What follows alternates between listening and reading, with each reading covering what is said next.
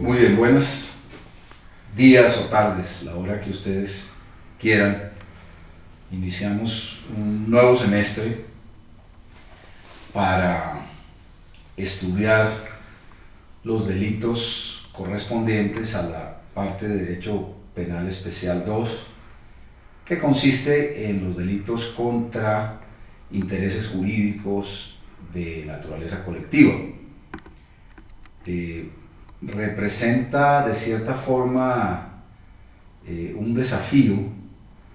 porque realmente el estudio de esta parte es relativamente novedoso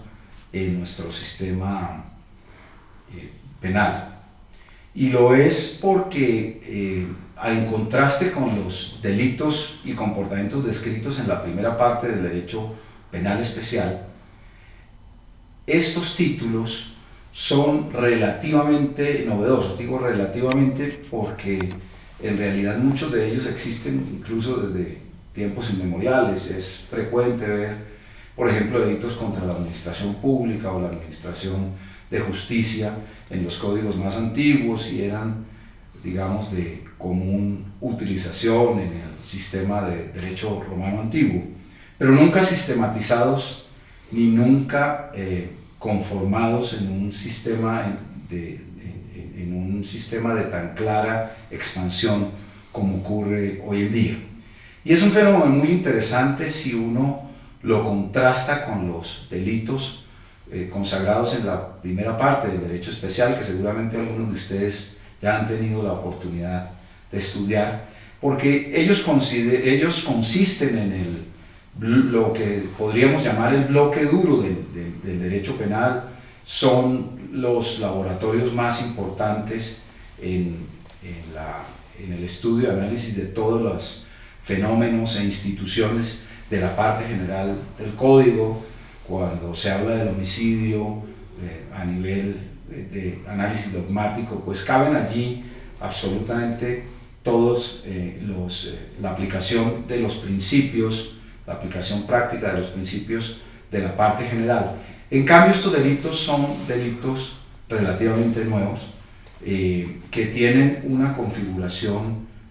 mucho más compleja que los delitos de la primera parte, y que, aunque obedecen evidentemente a los mismos principios, ellos, como se verán, tienen una aplicación bastante diferente y muy particular en relación con la manera como se desarrollan en cada uno de los delitos en particular. Para tal efecto vamos a llevar a cabo unas formas de aproximación, básicamente por la vía teórica. Vamos a aproximarnos a los bienes jurídicos de naturaleza colectiva por la vía teórica, pero esa aproximación por la vía teórica, para entender sus particularidades, nos implica también realizar una aproximación metodológica, que definitivamente nos va a determinar la manera como vamos a realizar el estudio de cada uno de los delitos de la parte especial, de la segunda parte de la parte especial. En esa forma teórica de aproximarnos a los delitos de naturaleza colectiva, vamos a realizarlo bajo tres perspectivas. La primera, y es una obvia, es la aproximación histórica al fenómeno de los bienes jurídicos de naturaleza colectiva. Una segunda parte, por razón del contenido de esos comportamientos, y finalmente una muy breve descripción sobre la realidad legislativa, es decir, cómo toda esa evolución lleva a una realidad legislativa compleja. Y en la parte metodológica vamos a referirnos básicamente a dos temas que de alguna forma determinan la manera de ser de estos delitos y nos permiten de alguna manera verificar desde la teoría del hecho punible las particularidades de estos delitos en relación con el fenómeno de la antijuridicidad y en relación con el fenómeno de la tipicidad. Es decir, de allí partimos a dos, digamos, fuentes de la metodología que determinarán la manera como vamos a emprender este análisis a lo largo del semestre. Desde la perspectiva metodológica, cabe, digamos, un análisis desde dos fuentes. Fuentes que desde luego tienen que ver con la teoría del delito. La primera, el análisis sobre la antijuridicidad, que es lo que va a presidir todo el contenido, digamos, ideológico y de límite del análisis de los delitos, y la segunda parte, el análisis propiamente sobre la tipicidad. Y aunque pueda parecer en exceso académico la presentación desde la perspectiva de la historia, me parece que ofrece una visión bien interesante, de tal manera que esta primera parte, que es nuestra aproximación teórica, la iniciaremos a partir de la historia, por todo lo que ello nos brinda. El comienzo de toda esta película está en la Revolución Francesa, en las ideas de la Ilustración, por contraste con lo que fuera finalmente la aplicación del derecho penal en los regímenes absolutos o absolutistas. Y lo es porque finalmente la concreción de esas ideas y principios libertarios, liberales de la Revolución Francesa, pues le dan un origen y una manera de ser bien particular, bien nueva al derecho penal. Hay quienes hablan de que se inicia la fase espiritual del derecho penal a partir del maestro Carrara, de Carmignani, de Beccaria, que son los grandes nombres fundacionales de nuestro derecho penal moderno, porque la voluntad del soberano deja de ser la ley en la aplicación y en la administración de justicia en materia penal para entregar un cúmulo de garantías al ciudadano a partir de lo que Rousseau interpretara en su momento como otro acto fundacional de la sociedad moderna y también del derecho penal, y es el contrato social, que supone una cesión de garantías al Estado para que éste proteja las libertades de los ciudadanos. Y eso implica, digamos, como referencia histórica, un hito muy importante en la historia del derecho, pero especialmente del derecho penal, y es que el moderno derecho, en ejercicio de esa función garantista, protectora de derechos, de esa nueva manera de ser del Estado liberal, se somete a un fenómeno profundo de codificación en todas las áreas del derecho, pero es especialmente importante en la materia penal. ¿Por qué? Porque el fenómeno de la codificación, que tiene, como les decía, una raigambre garantista, también pretende ser, por razón, digamos,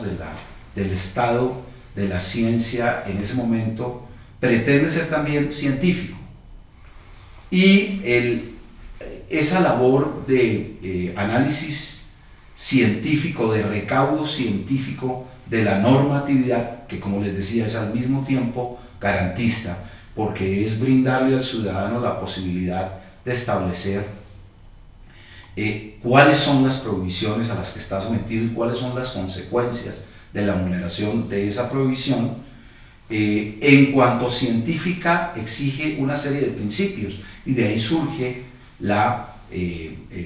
toda la parte general del código, y además exige una sistematización de las normas. Esa sistematización se realiza en un primer instante de manera intuitiva, casi que por conexión entre un tipo y otro,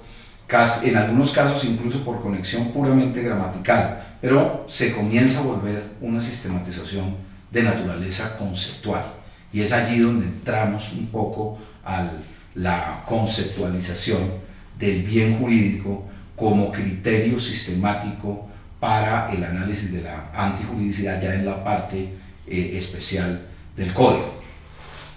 La concreción de este fenómeno la realizan los pensadores alemanes del siglo XIX adeptos a las teorías del filósofo Immanuel Kant, que es lo que se ha dado en denominar el neocantismo. De allí parten los primeros ejercicios, los primeros lineamientos de la teoría del bien jurídico. Se le considera como precursor de esta teoría al penalista alemán Bierbaum en 1835, de tal manera que estamos,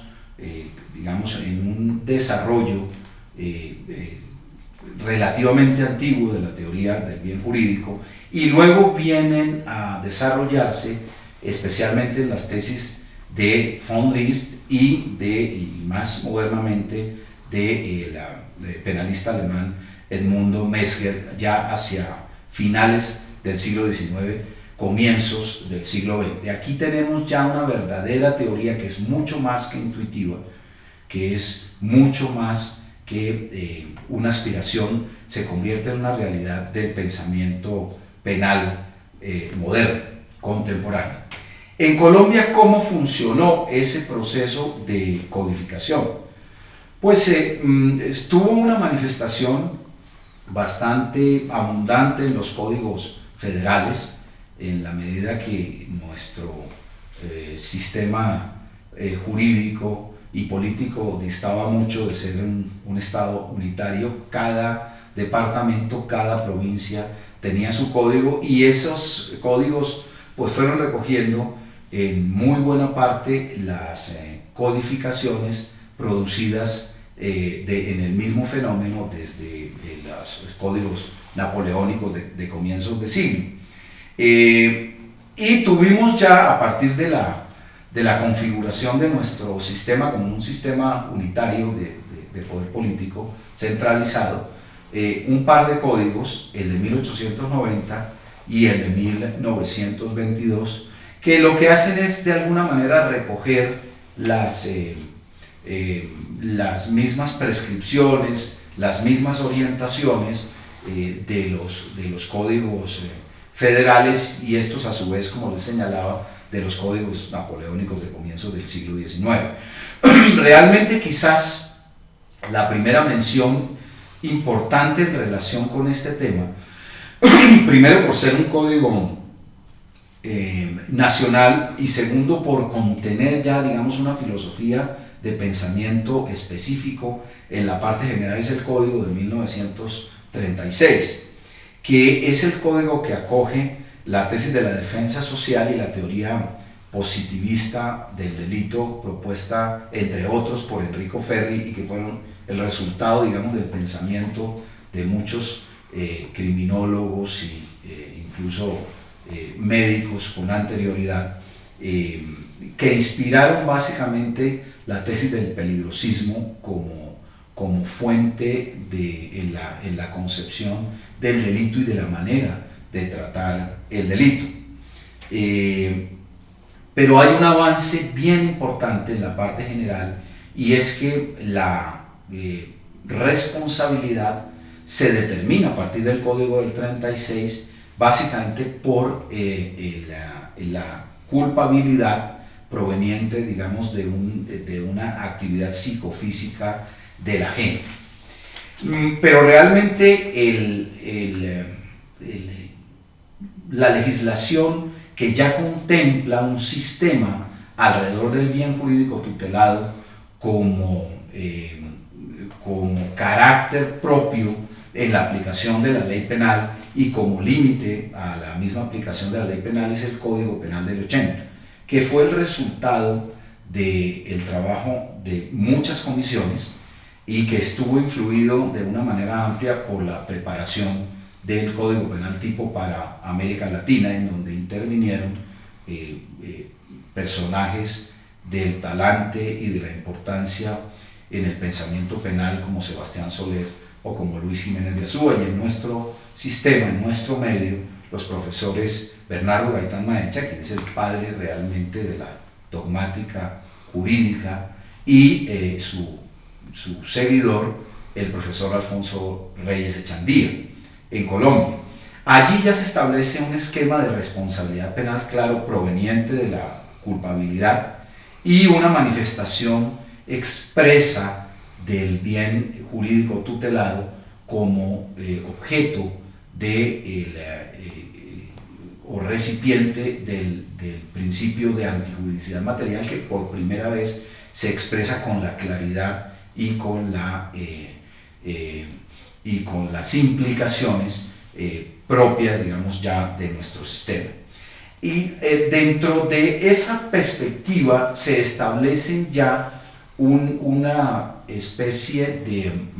jerarquía, al menos en lo que hace a la presentación, digamos, cronológica de los tipos, en donde puede uno apreciar ya con suficiencia la existencia de unos bienes o intereses jurídicos a tutelar de naturaleza individual y otros de naturaleza colectiva, con la relatividad que esa clasificación pues puede tener. Es decir, allí, si bien uno aprecia los extremos en los cuales es claramente colectivo, por ejemplo, la tutela del orden constitucional, y lo es claramente individual la tutela de la vida o de la integridad personal, pero existen zonas grises que naturalmente son muy difíciles de determinar y digamos, con alguna significancia definitiva. Viene, digamos, como hito en esta historia de la codificación la Constitución del 91, que significa el ingreso a un esquema ideológico del Estado Social de Derecho con preeminencia de los derechos humanos y en donde se considera lo social vinculado a la individualidad por encima incluso de lo estatal. Y en ese mismo sentido, en desarrollo de esa misma ideología, se considera que se debe expedir una nueva codificación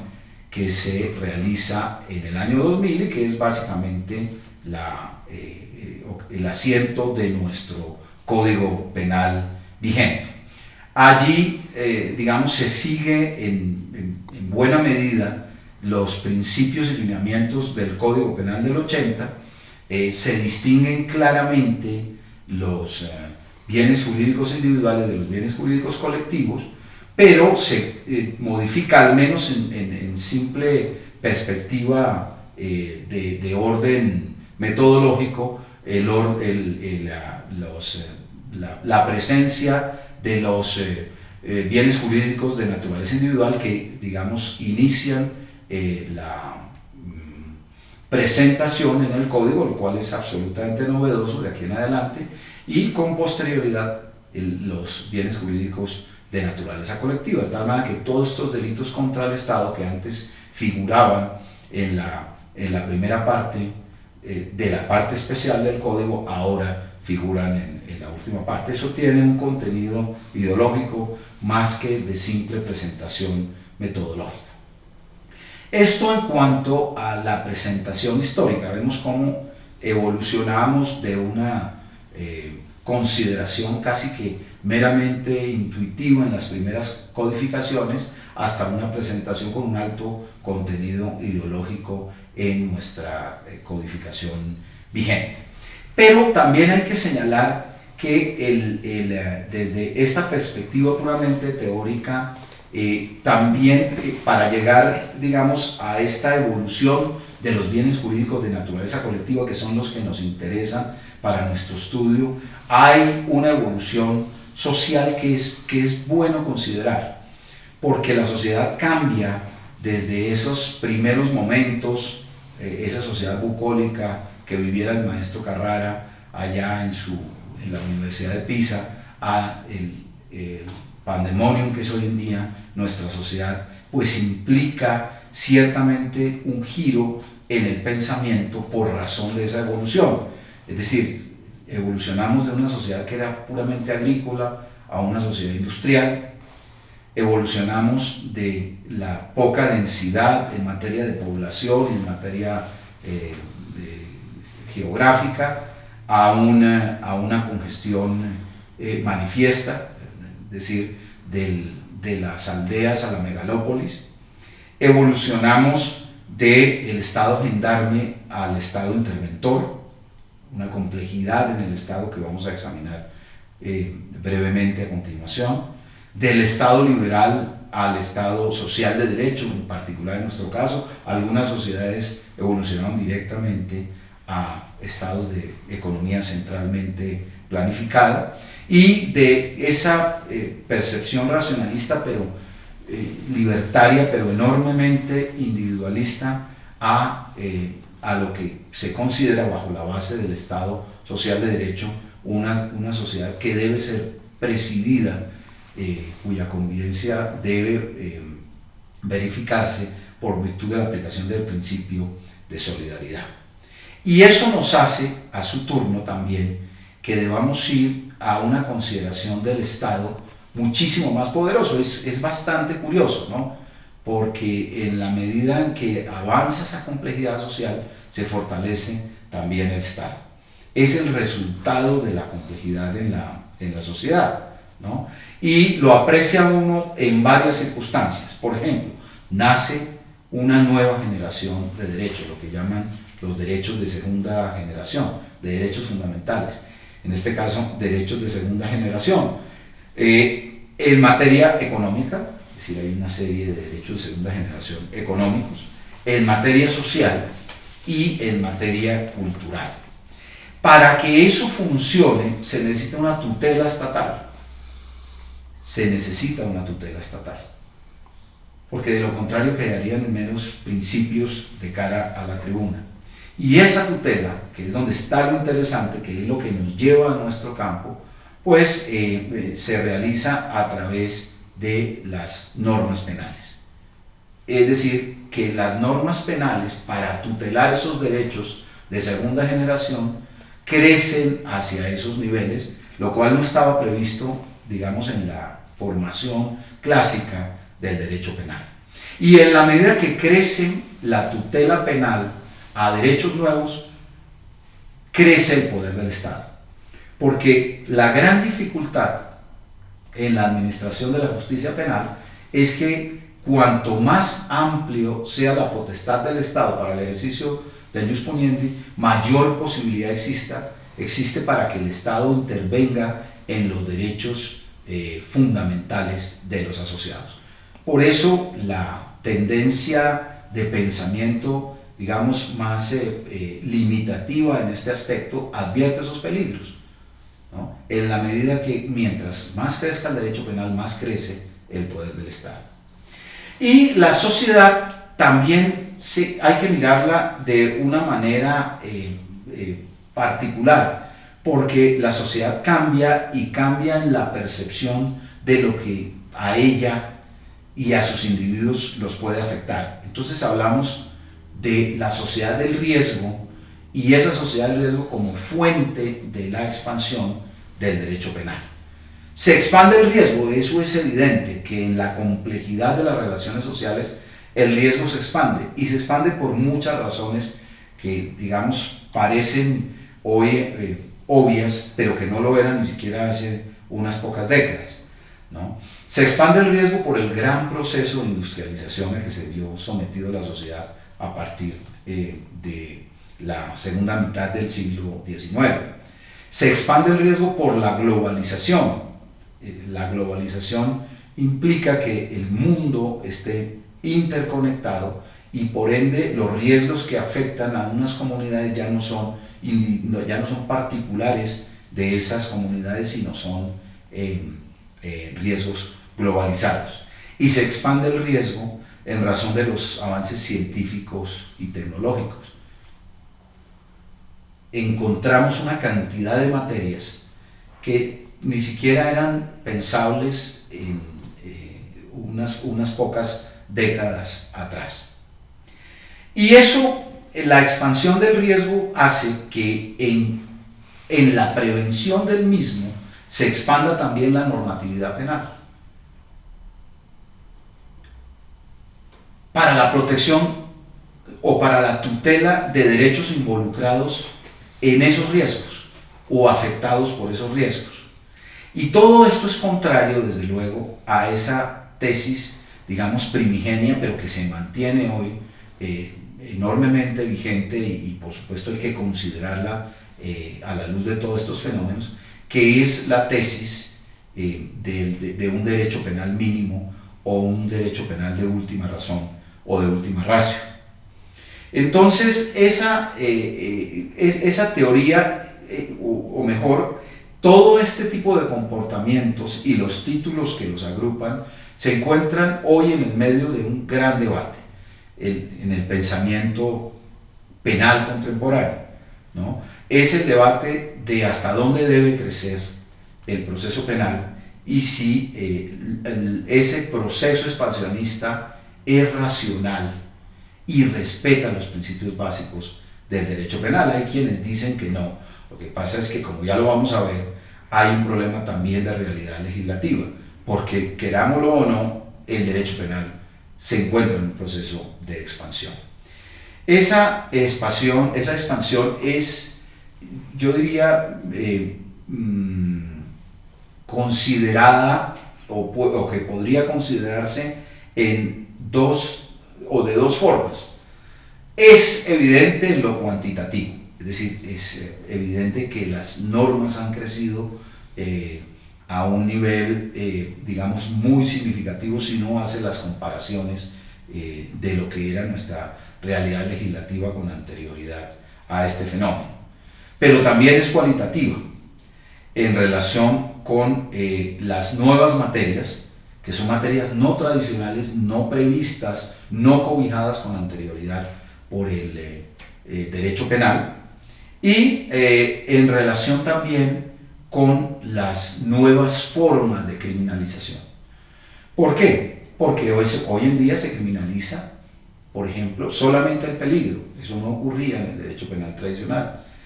Y se criminalizan, dentro de la teoría misma del delito, los antefactos del delito, es decir, hechos anteriores a la producción de delitos tradicionales, y los postfactos del delito, es decir, hechos posteriores. Es decir, la expansión no es solamente en cuantía, la expansión no es solamente en materia, la expansión es también en relación con diversos aspectos del iter criminis delictual. Y esa situación que ocurre en esta segunda etapa del derecho penal especial, que es lo que nos va a ocupar todo este semestre, es una tendencia contraria a lo que ocurre en los bienes jurídicos de naturaleza individual, porque allí también hay riesgos, pero riesgos que se pretenden confabular no por la vía de la expansión, sino por la vía de la contracción en los derechos o en la tutela de derechos individuales o de intereses jurídicos individuales. Y lo puede uno ver claramente si lo compara uno en términos, digamos, relativamente sencillos y cortos, como puede ser de un siglo para acá. Por ejemplo, hace un poco más de un siglo eran delitos, conductas como el adulterio, como el amancebamiento, como la bigamia y los matrimonios ilegales, como el homosexualismo, como la pornografía entre adultos. Eso ha venido reduciéndose de manera sustancial, porque es evidente que en el ejercicio de las libertades individuales el derecho penal puede consistir en un riesgo, y entonces ese riesgo hay que disminuirlo para poder ejercer libremente esas garantías individuales. Pero hay incluso fenómenos más interesantes y más controversiales, por llamarlos de alguna manera, y es que lo que en materia de derechos individuales o de intereses jurídicos individuales era absoluto, como el derecho de la vida, pues se ha relativizado en función de otros derechos, ¿no? En el caso de la vida, que pareciera ser un derecho absoluto, pues no lo es, y no lo es en términos de instituciones como el aborto o como la eutanasia, que de suyo pues son altamente controversiales. Allí ha disminuido la penetración del derecho penal cuando no, digamos, se ha abandonado al imperio de la impunidad este tipo de fenómenos. Cualquiera que sea la posición que uno pueda tener sobre ellos, es simplemente una observación objetiva. Ahora bien, esto por la vía de la observación sobre el fenómeno de expansión. Superada esta presentación o esta aproximación a los bienes jurídicos de naturaleza colectiva por la vía de la historia, pasemos a aproximarnos a ese fenómeno por la vía del contenido. Y allí, a manera de introducción, hay que señalar dos grandes contrastes en relación con el contenido de estos nuevos bienes jurídicos de naturaleza colectiva. Para decir que el contenido relacionado con los bienes jurídicos de naturaleza individual pues reporta una especie de compromiso con lo naturalístico, con lo biológico y con lo objetivo, en particular con los derechos individuales. En tanto, los comportamientos que afectan intereses de naturaleza colectiva implican un compromiso con lo social, con lo organizacional, con lo institucional y en referencia a bienes o derechos de naturaleza social colectiva. Y dentro de esa perspectiva hay que señalar varios aspectos. El primer grupo de aspectos en relación con la estructura de esos bienes jurídicos, porque son bienes jurídicos de estructura compleja. Esa estructura compleja está determinada en primer lugar por la forma del Estado. Tanto más complejo el Estado, tanto más compleja esas estructuras. Valga decir, por ejemplo, un Estado de economía centralmente planificada, pues obviamente en esta materia los bienes jurídicos son mucho más complejos. También son complejos en su estructura estos bienes jurídicos por la criminalización del peligro de que hablábamos anteriormente. Y son complejos también porque implican la aplicación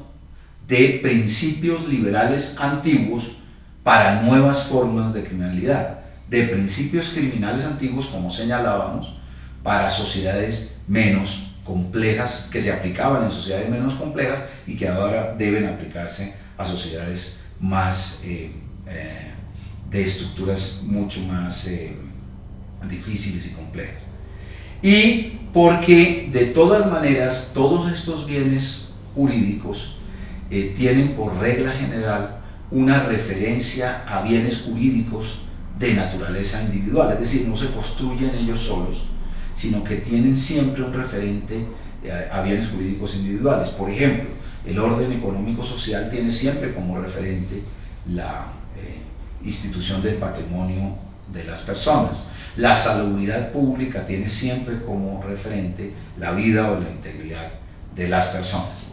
Y en tercer lugar, tiene una compleja estructura porque existen de manera paralela o de manera alternativa los principios del derecho sancionador administrativo que tienen la posibilidad de regular los mismos fenómenos de comportamiento o de ejercer, digamos, un sistema análogo de control social, lo que implica de todas maneras el pensar si no se afecta por esa coexistencia de regímenes punitivos el principio del non bis in idem. Eso en relación con la estructura compleja, pero también en relación con la comprensión social de la antijuridicidad de estas conductas, con el reproche que se establezca a ellos. Y quizás el mayor aporte en esta materia lo dio un precursor del estudio de este tipo de delitos, que fue el profesor Edwin Sutherland, que no era un abogado, que era un sociólogo, quien en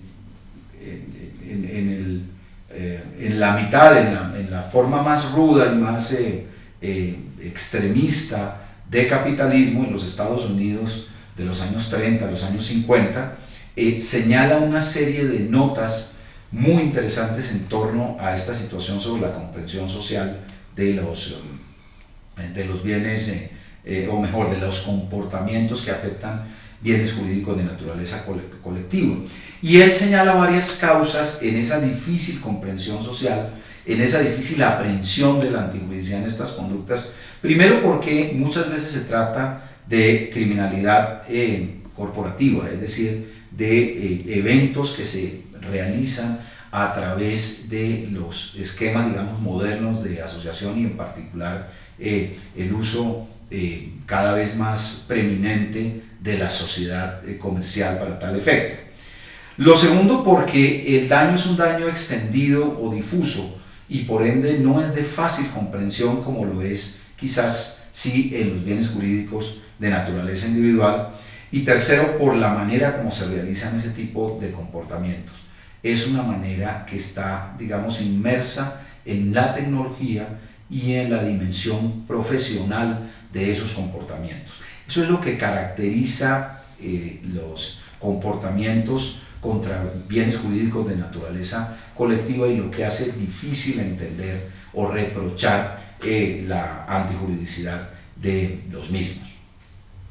Y finalmente, por la realidad legislativa, porque uno puede estar o no de acuerdo con la existencia de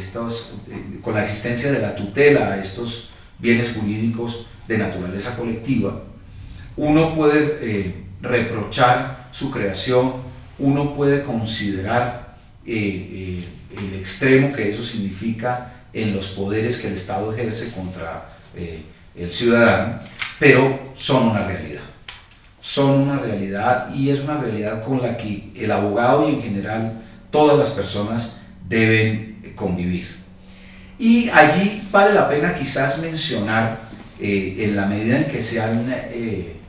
venido sistematizando y conceptualizando a la luz de la dogmática y a la luz de la ciencia del derecho penal, digamos, tres instancias legislativas a partir de una concepción más o menos ya sistematizada de la teoría del bien jurídico, y particularmente en la consideración de bienes jurídicos de naturaleza colectiva, mucho más allá de ese derecho penal liberal básico, producto de la Revolución Francesa, de que nos hablaran Carrara y Carmiñani. El primer grupo de legislación que es conveniente mencionar como un aspecto de actividad sistematizada en esta materia, pues es el Código Penal del 36, que, como señalábamos, obedece a unas tesis peligrosistas, pero ya hay allí un bosquejo de bienes jurídicos, ¿no? Y hay un bosquejo de bienes jurídicos que además comienza a plantearse en la forma de bienes jurídicos de naturaleza colectiva a partir de las reformas que se establecen o que se comienzan a elaborar desde el año de 1936, que muchas tienen que ver con las circunstancias de orden público del país, pero también un desarrollo primigenio de esos nuevos bienes jurídicos de naturaleza colectiva a través del régimen contravencional, porque se van creando a la par del código contravenciones en materia de seguridad pública, en materia de seguridad y en materia de orden económico-social. Ya allí vamos avisorando de alguna manera un camino bastante, digamos, dilatado, bastante extenso hacia una elaboración de bienes jurídicos y de delitos y de capítulos y de títulos mucho más amplio en esta materia de bienes colectivos.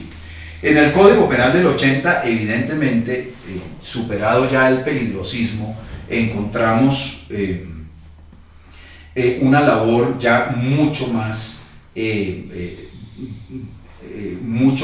estudiada, mucho más analizada, mucho más delicada, mucho más refinada en relación con este tema, ¿no? Porque la dogmática se afina no solamente en los institutos de la parte general, sino también en la sistematización de los bienes jurídicos.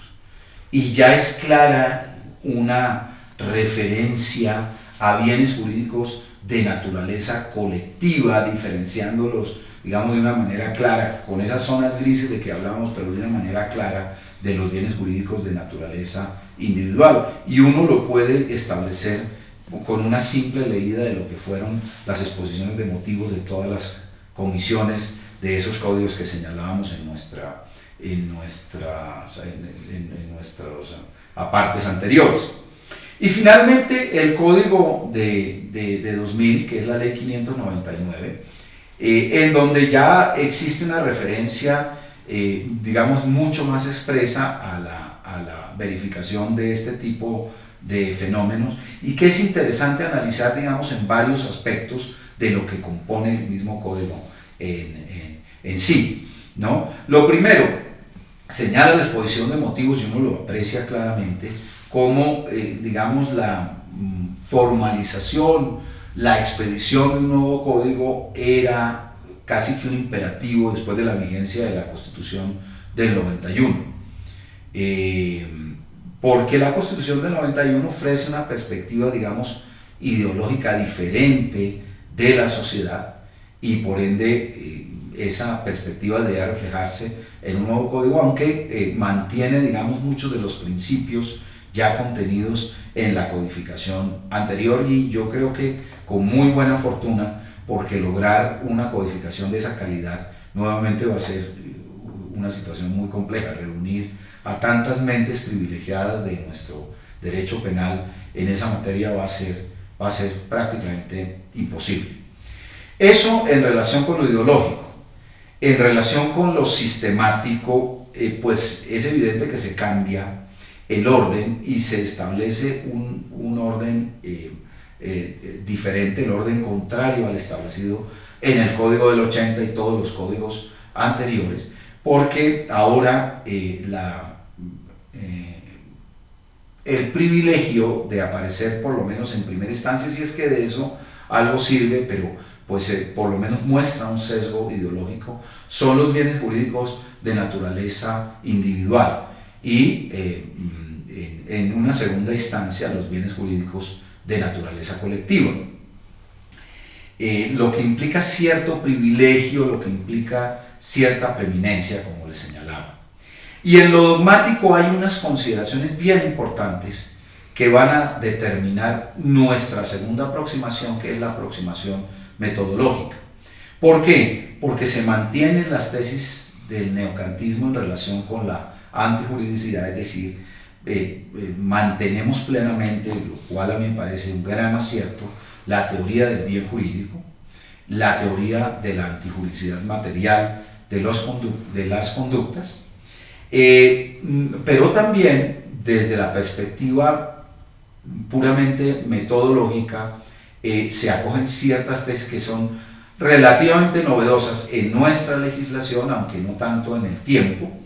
como ocurre con la teoría del finalismo en la teoría del delito, y el funcionalismo en la imputación jurídica del resultado, y en la determinación de esa imputación jurídica, en particular en fenómenos como la omisión o los delitos culposos. Y en cuanto al contenido, es decir, estamos viendo cómo se modifica en relación con lo ideológico, en relación con lo sistemático, en relación con lo dogmático, y en cuanto al contenido, pues encontramos primero nuevos títulos. Por ejemplo, títulos como los delitos contra los recursos naturales, que si bien ya estaban planteados, se plantean ahora mejor como delitos autónomos, como un bien jurídico, como un interés jurídico autónomo a tutelar, o la salubridad pública que regresa después de haberlo integrado en el Código del 80 a los delitos contra la seguridad pública, hoy se separa, y la creación o la incorporación de nuevos delitos por ese propósito sistemático que hablábamos anteriormente de llevar al código toda la legislación que se encontraba dispersa en otros estatutos, y además de complementarlos con nuevas formas de comportamiento. Y las reformas pues son un proceso casi que esquizofrénico, prácticamente desde el mismo año en que se promulga el Código de 2000 comienza a reformarse, y hoy en día son decenas de reformas,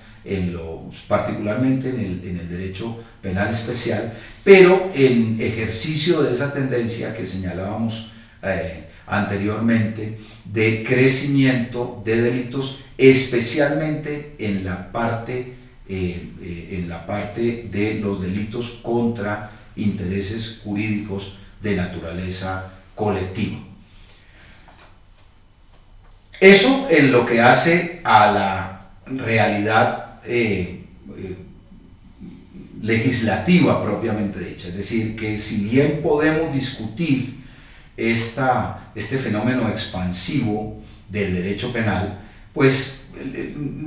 se nos impone de cierta manera ruda por la vía de la realidad legislativa, en donde la expansión pues es absolutamente notoria y evidente. Bien, esto en lo que hace o para dar fin, para terminar, nuestra primera forma de aproximación a los bienes jurídicos de naturaleza colectiva, que es la aproximación de naturaleza puramente teórica. Pero existe o tenemos que realizar un ejercicio de aproximación metodológica que va a definir la manera, la forma a través de la cual vamos a estudiar estos comportamientos contra intereses jurídicos de naturaleza colectiva. Y allí tenemos básicamente dos fuentes para realizar esa aproximación. La primera es la que se relaciona con la antijuridicidad material de las conductas, ¿no?, que es básicamente el fundarnos en la teoría del bien jurídico tutelado, del interés jurídico tutelado, porque eso determina, ya lo vamos a ver en muchas maneras, la estructura, la forma y el contenido de los diferentes tipos penales, en lo que hace a la antijuridicidad, y va a ser siempre nuestra primera parte para el análisis de estos delitos. A eso le gastaremos mucho tiempo, porque me parece que brinda unos elementos, unos mecanismos de análisis particular de los tipos que son muy interesantes, ya vamos a ahondar en eso. Y en segundo lugar, el estudio del tipo sobre la base de la teoría final de la acción, es decir, la teoría propuesta por Belsen ya hace muchos años, pero que nos determina la manera de aproximarnos a los tipos penales en particular, porque de aquí en adelante, a partir del Código Penal del 80, tendremos que hablar forzosamente desde el punto de vista metodológico de tipo objetivo y de tipo subjetivo. Tenemos entonces esa primera parte, que es la que se refiere a la antijuridicidad. Vamos a ver cómo aparecen estos tipos penales contra intereses colectivos por razón de la antijuridicidad. Y no es un problema menor, aunque pareciera en muchos casos un problema de pura retórica. Eso nos plantea dos inquietudes. La primera, y por razón de la expansión, es una inquietud de naturaleza sociológica. ¿Sí es eficaz esa expansión? Es decir, ¿cumple el propósito protector de bienes jurídicos la expansión? Y la segunda, un problema de legitimidad o de límite, que responde a una pregunta de si realmente las conductas que están tipificadas bajo esta perspectiva, son realmente antijurídicas, es decir, si ofenden bienes jurídicos de naturaleza colectiva. Y eso nos implica, digamos, realizar un ejercicio doble en este capítulo de la antijuridicidad, previo para el análisis de cada tipo. Y es un poco la exposición del bien jurídico tutelado o de la teoría del bien jurídico tutelado, ¿no? Eso implica, por ejemplo, una discusión sobre su existencia, que es vigente a partir del funcionalismo. El funcionalismo, digamos, más radical, sostiene que no existen bienes jurídicos, que lo que existe es simplemente la previsión o la aspiración de la vigencia de la norma, digamos, dentro de un sistema social. Pero aún sobre la perspectiva de que sí existen, hay quienes señalan que los bienes jurídicos de naturaleza puramente colectiva pues son vagos o son artificiales. Esa es una primera parte. Una segunda parte es una discusión ya no sobre su existencia, ya no sobre su constitución clara, sobre su esencia clara, sino sobre su conveniencia. Esa es una segunda discusión en esta materia. ¿Por qué? Porque evidentemente cuanto más se expanda el derecho penal, cuanto más bienes jurídicos se creen, mayor es el riesgo de intervención del Estado en los derechos de los asociados. Y la segunda parte es que los tipos penales, es decir, esta primera parte es teórica, pero nos permite responder una serie de preguntas, nos da una serie de elementos para establecer si desde la perspectiva de la antijuridicidad estos tipos penales de nuevo cuño, de nuevos intereses jurídicos, son útiles, son convenientes, respetan el principio de intervención mínima en materia penal. Pero también desde la perspectiva de los tipos, la manera de ser de la antijuridicidad en esta materia nos otorga ciertas características. Por ejemplo, debemos realizar un análisis de legitimidad sobre los tipos. ¿Son realmente tipos antijurídicos? Un referente de eficacia, como ya lo señalábamos, es decir, ¿protegen estos tipos realmente el bien jurídico que se ha constituido? Un referente de punibilidad. ¿La pena es realmente una pena condigna? ¿Es realmente una pena suficiente o es una pena excesiva? Y, por supuesto, también un referente de sistematización o de ubicación de los diferentes tipos penales, que no es menor porque la ubicación muchas veces también hace referencia a la aplicación de la pena o a la aplicación de determinados beneficios de naturaleza procesal. Por ejemplo, no es lo mismo que se trate de un delito contra el patrimonio económico, que se trate de un delito contra el orden económico social o que se trate de un delito contra la administración pública. El tratamiento procesal generalmente es diferente. En relación con la estructura especial de los tipos, continuando con la estructura especial de los tipos penales, que les otorga el hecho de una consideración especial de esos mismos tipos, pero a la luz de la antijuridicidad, uno puede señalar que además de responder a todas las preguntas que señalábamos,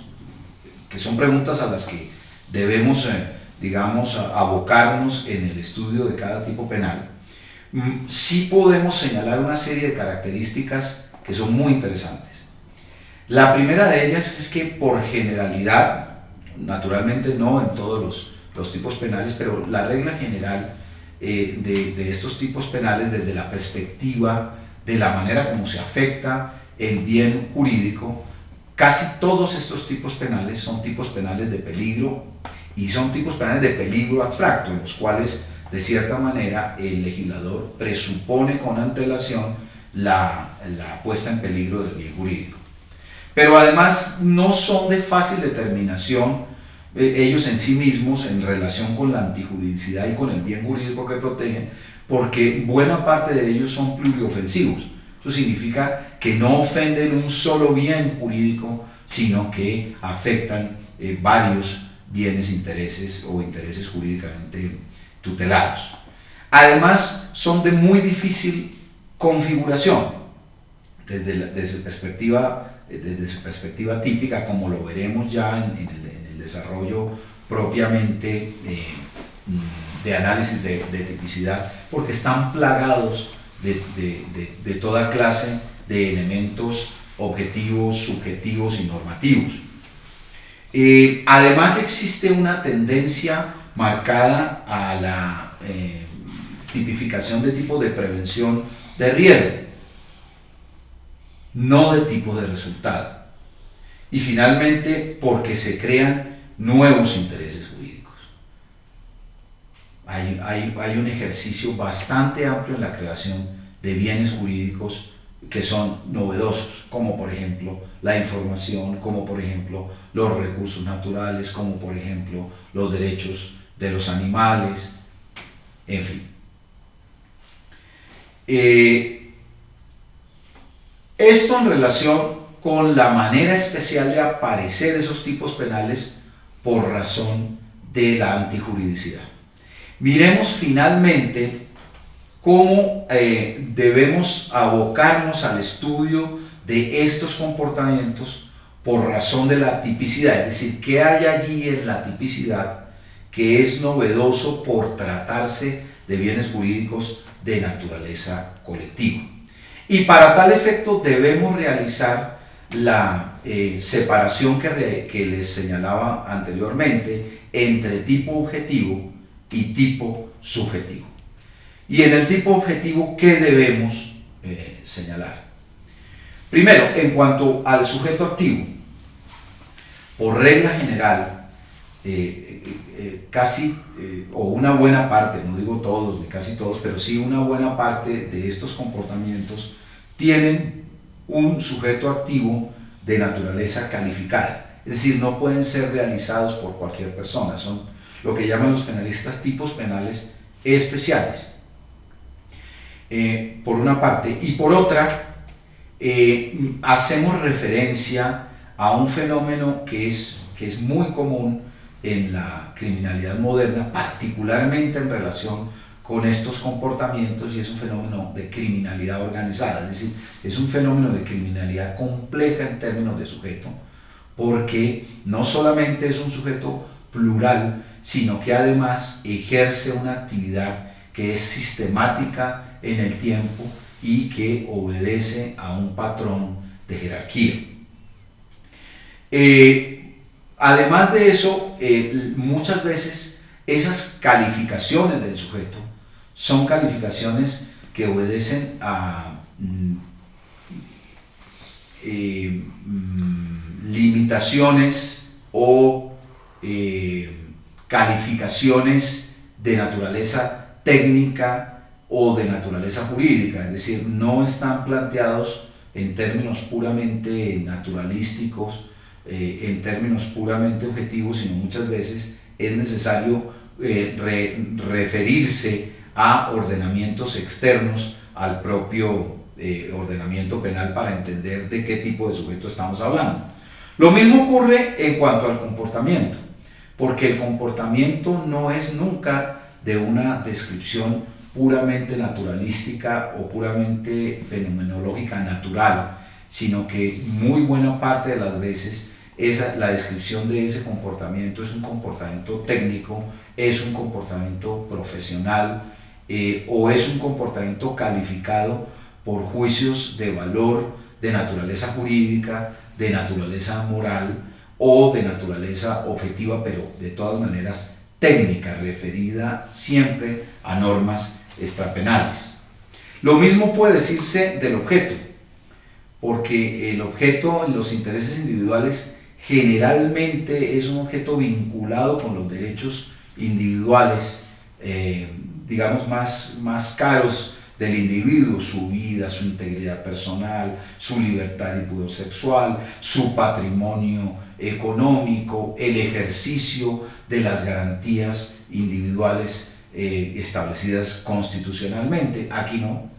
Aquí el objeto es un objeto que tiende a confundirse con el objeto jurídico, que tiende a tecnificarse cuanto técnico también es el interés jurídico que se protege, y esos objetos son generalmente de naturaleza profesional, de naturaleza técnica, de naturaleza científica, y por ende su determinación y su descripción pues no es tan simple como en los bienes jurídicos de naturaleza individual, porque generalmente se encuentra calificado bajo una perspectiva que incluso no es fácil definir bajo la órbita penal, sino que es necesario ir más allá a examinar toda suerte de ordenamientos jurídicos que deben complementar por fuerza la norma penal. Y eso quiere decir entonces que desde la perspectiva de la tipificación de estos delitos, pues son delitos plagados de condiciones o de elementos normativos del comportamiento, de tal forma que su descripción es una descripción mucho más abundante, mucho más compleja que la que se realiza, por lo menos en alguna parte, en alguna medida, en los comportamientos que afectan intereses jurídicos de naturaleza meramente individual. Y lo mismo ocurre en relación con el tipo subjetivo, porque el tipo subjetivo, que es la expresión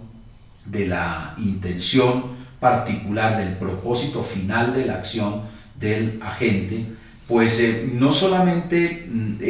digamos, es necesario acreditarlo por la vía de la demostración de la existencia del dolo o de la culpa, según el tipo de delito. Por regla general son tipos de imputación subjetiva de naturaleza dolosa, pero excepcionalmente también de naturaleza culposa. Tenemos unos 3 o 4 ejemplos apenas en estos bienes jurídicos de naturaleza colectiva. Pero de todas maneras, en muchos casos no basta la simple formulación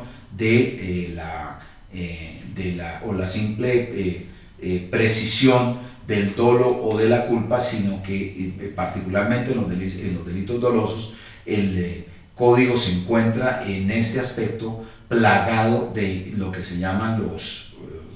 ingredientes subjetivos de la conducta, que son propósitos especiales de la intención de la gente, que deben manifestarse, que deben apreciarse de manera objetiva externamente, como por ejemplo el ánimo de lucro, el ánimo de causar daño, el ánimo de obrar contrario a derecho, etcétera, etcétera, etcétera. Eso nos da una serie de condiciones especiales en materia de apreciación de los tipos penales, que implican una forma de ser especial ciertamente más compleja, ciertamente más dilatada en cuanto a la descripción típica de los comportamientos.